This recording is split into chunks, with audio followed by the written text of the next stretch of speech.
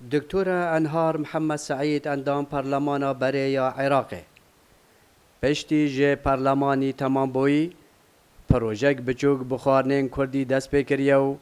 دلیوا کاری بو چندین کچو جنام بوی کاری پیدا کریه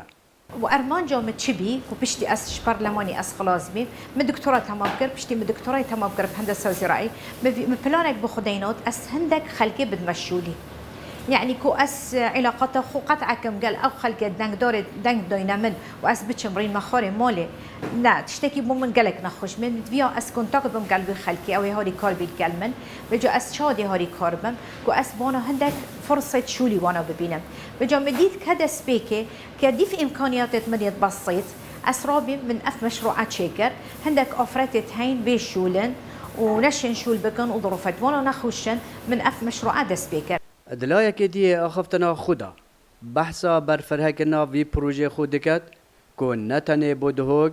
بلکو بو هرما کردستان و عراق جی برهم خو بلاف بکد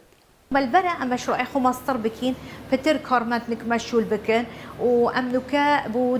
تقريبا مركز الدهوك حمي ابونا دينوانا برهم خو وامبو اكريجي بريتكين بو زاخو بريتكين بالبرا امبو ميسل بريتكين بو محافظه الجنوبي هدي كو بلان خو من دينادي كو اس حتى بوش دربي ولا تيجي اس بدم ومن البرا اس مشروع جديد اشرنا هي شي تشيكم من البرا ديف تخصصين يا هندسه زراعي مشاريع الزراعي جي اس تشيكم او جي قالك ضروريه بس باخذ بيت بالمهم موجوده بلانا بده یک جه کچین کارمند و دلیوا کاری بگرنگی ددات زانین و دخوازید جن خو جه هر کارکی ندد پاش داکو ببیتا داهاتک بو مال باته اسواق اوفرتك من قالك الكاريدغاريا أبا دكتورة خالتها منها قلت مرة الدف مكار بكا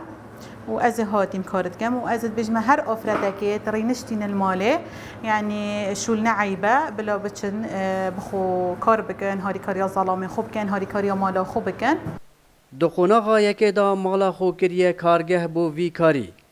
داکو چکره یا ندتو برهم خوی خمالی ببها یک ارزان بفروشید